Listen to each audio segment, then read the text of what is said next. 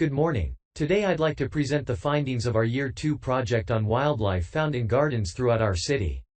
I'll start by saying something about the background to the project, then talk a little bit about our research techniques, and then indicate some of our interim findings.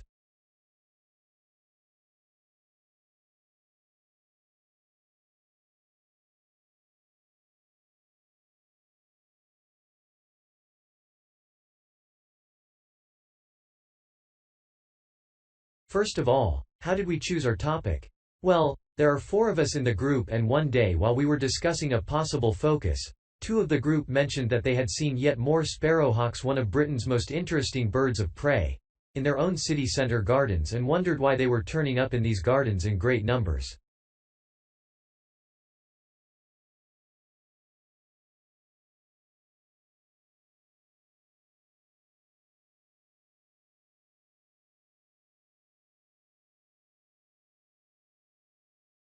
We were all very engaged by the idea of why wild animals would choose to inhabit a city garden. Why is it so popular with wildlife when the countryside itself is becoming less so?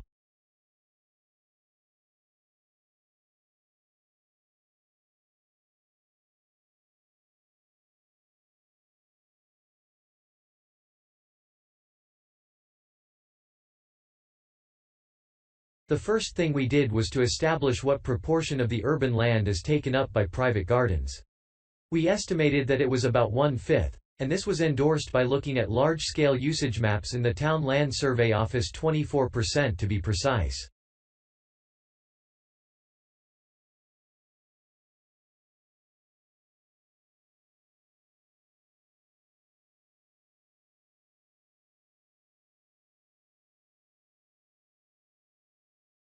Our own informal discussions with neighbors and friends led us to believe that many garden owners had interesting experiences to relate regarding wild animal sightings, so we decided to survey garden owners from different areas of the city.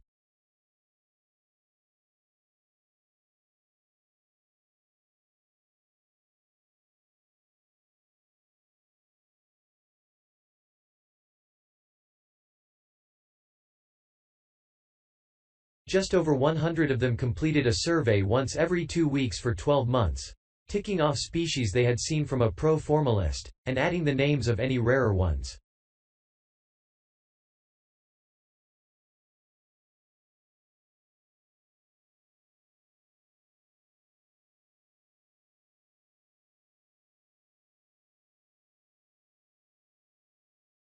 Meanwhile, we were doing our own observations in selected gardens throughout the city.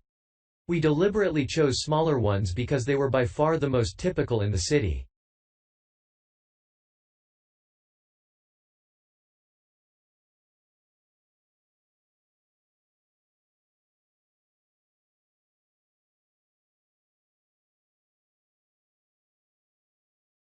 The whole point of the project was to look at the norm, not the exception. Alongside this primary research on urban gardens, we were studying a lot of books about the decline of wild animals in the countryside and thinking of possible causes for this.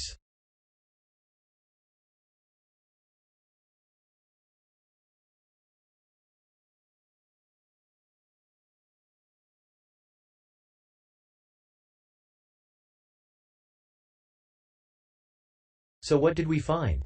Well, so much that I just won't have time to tell you about here.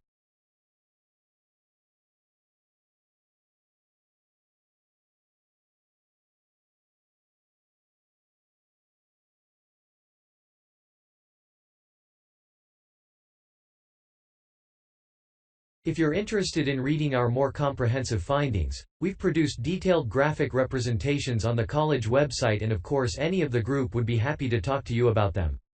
Just email us.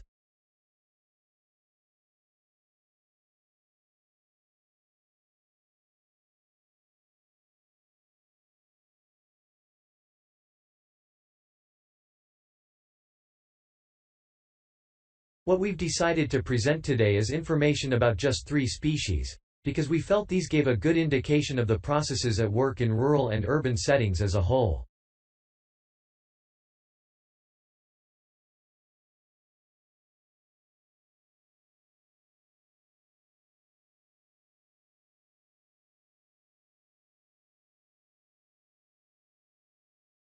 The first species to generate a lot of interesting information was frogs.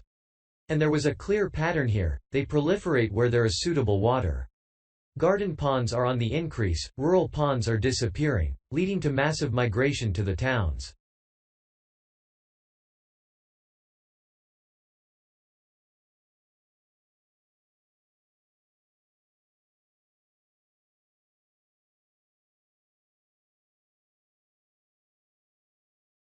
Hedgehogs are also finding it easier to live in urban areas.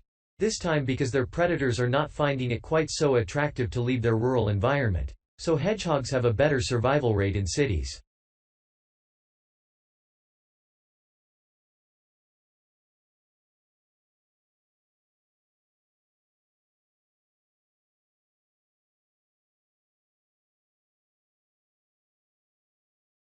We had lots of sightings, so all in all we had no difficulties with our efforts to count their numbers precisely.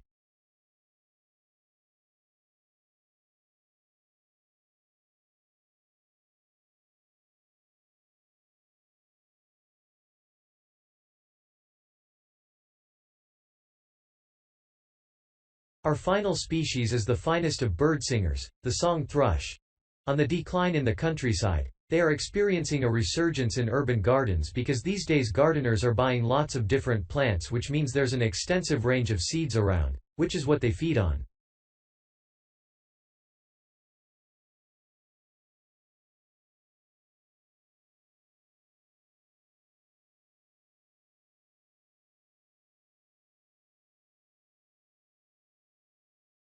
Another factor is the provision of nesting places, which is actually better in gardens than the countryside.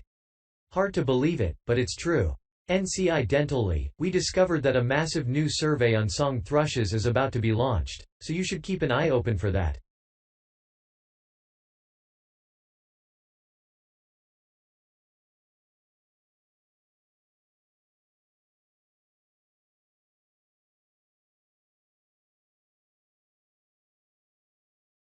Now, I'd be happy to answer any questions you may have.